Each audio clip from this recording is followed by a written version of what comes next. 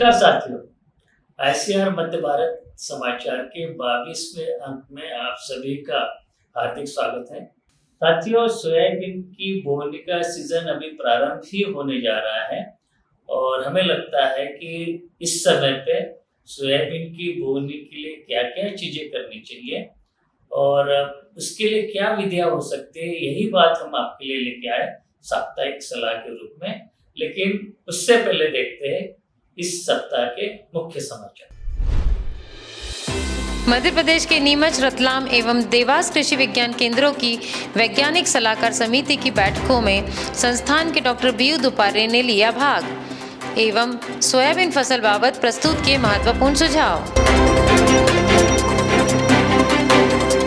Says university Indore के विद्यार्थियों का संस्थान में हुआ भ्रमण। संस्थान के जैव प्रौद्योगिकी विशेषज्ञ डॉक्टर मिलिंद रत्न पारखे ने किया इस भ्रमण कार्यक्रम का समन्वयन। इस अवसर पर आयोजित चर्चा सत्र में संस्थान के डॉक्टर ज्ञानेश सातपुते तथा श्री हेमंत महेश्वरी ने किया विद्यार्थियों को संबोधित एवं कराया गया एग्री बिजनेस इंक्यूबेशन केंद्र का भी भ्रमण।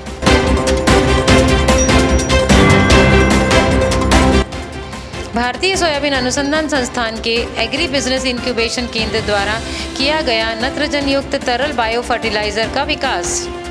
इस वर्ष संस्थान के प्रक्षेत्र पर भी होगा इसका प्रदर्शन। एग्री बिजनेस इंक्यूबेशन केंद्र के प्रभारी डॉक्टर महावीर शर्मा के अनुसार कृषकों की मांग के अनुसार किया जाएगा बायो फर्टिलाइजर का उत्पादन।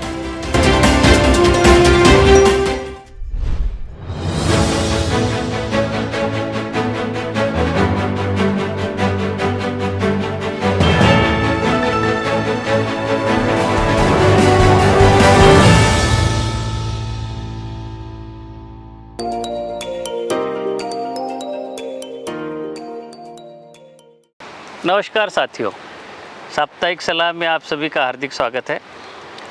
साथियों, अभी जिस प्रकार से मानसून के आसार दिख रहे हैं, कुछ समाचार ऐसे प्राप्त हो रहे हैं कि आने वाले कुछ ही दिनों में मानसून का आगमन होने वाले हमारे प्रदेश में जितने भी सोयाबीन के क्षेत्र है और हम सोयाबीन की बोनी करने की व्यवस्था कर रखे हैं। तो इस सप्ताह की सलाह में हम ये देखेंगे कि 11 बातें मैं आपको बताऊंगा कि सोयाबीन की खेती में बोनी से पहले या बोनी के समय पे हमको क्या क्या सावधानी बरतनी चाहिए। सबसे पहले बात करते हैं सोयाबीन की बोनी का उपयुक्त समय। तो अभी जून महीने के तीसरे सप्ताह से जुलाई महीने के पहले सप्ताह तक सोयाबीन की बोनी का सबसे उपयुक्त समय होता है। लेकिन ध्यान रहे, मानसून का आगमन हुआ हो आपके क्षेत्र में और कम से कम 100 मिलीमीटर वर्षा हो, तभी आप बोनी की व्यवस्था करें।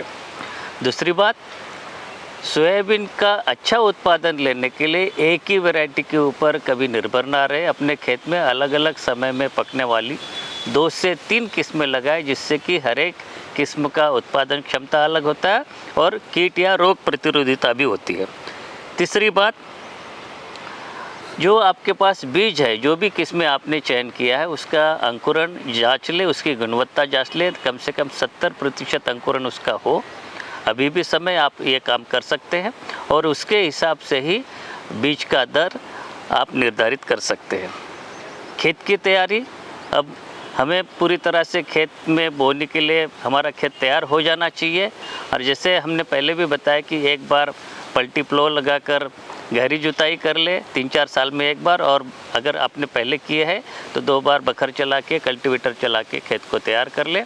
और अंतिम बखरनी से पूर्व गोबर की खाद अपने खेत में, चाहे कार्बनिक खाद, चाहे वो पोल्ट्री मैनर हो या FIM हो या कंपोस्ट हो या केचुए वाली खाद हो, वो डाल दे, जिससे कि ज़मीन में अच्छी तरह से वो मिल जाए।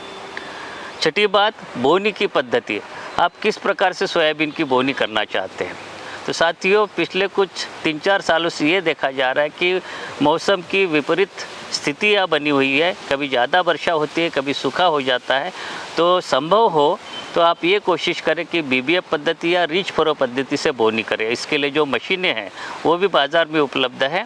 तो BBF पद्धति में क्या होता है कि 2 नालियाँ बनती जाती है और रीच फरो पद्धति में प्रत्येक जो सोयाबीन की कतार है मेड़ पे आ जाती है। तो इन मशीनों की अगर आपके पास उपलब्धता हो उसका प्रयोग करें, अगर नहीं है तो जो परंपरागत रूप से जो आपके पास सीड ड्रिल है उससे बोनी करें, लेकिन बोनी के बाद में आप जो अपने ही तरीके से नालियाँ निकाल सकते हैं। अब देखते हैं सोयाबीन की बोनी कैसे करें। तो मैं आपको बता दूं कि 45 सेंटीमीटर कतारों की दूरी रखें, पौधे से पौधे के बीच में की दूरी 10 सेंटीमीटर तक रखें और बोनी करते हुए बीज की गहराई 3 सेंटीमीटर तक ही आप रखें। इससे अधिक अगर आप गहराई से बोते हैं तो बीज को जो अंकुरन होने में दिक्कत होती है।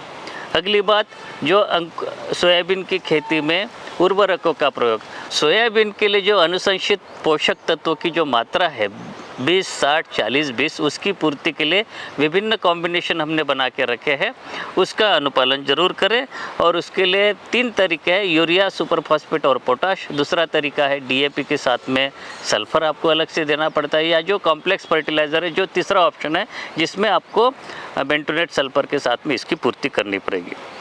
अब बोनी से पहले आपको ये भी ध्यान में रखना है कि बीज को उपचारित जरूर करें। उसके लिए एफआईआर का जो तरीका है, फंजीसाइड, इंसेक्टिसाइड और राइजोबियम पीएसबी कल्चर, इसका अनुपालन जरूर करें, जिससे कि हम अपनी सोयाबीन के खेत में बीमारी से सुरक्षा पहले से ही सुनिश्चित कर लें। और उसके लिए जो अनुशंसित फफूंदनाशक है उसकी सूची आपको दी जा रही है, उसके साथ में कीटनाशक जो अनुशंसित है बीजोपचार के लिए उसकी भी सूची यहाँ पे आपको दिखाई दे रही है। उसके बाद में जो आप बीज का टीकाकरण कर ले, चाहे वो राइजोबियम और पीएसबी कल्चर हो या ट्राइकोडर्मा हो।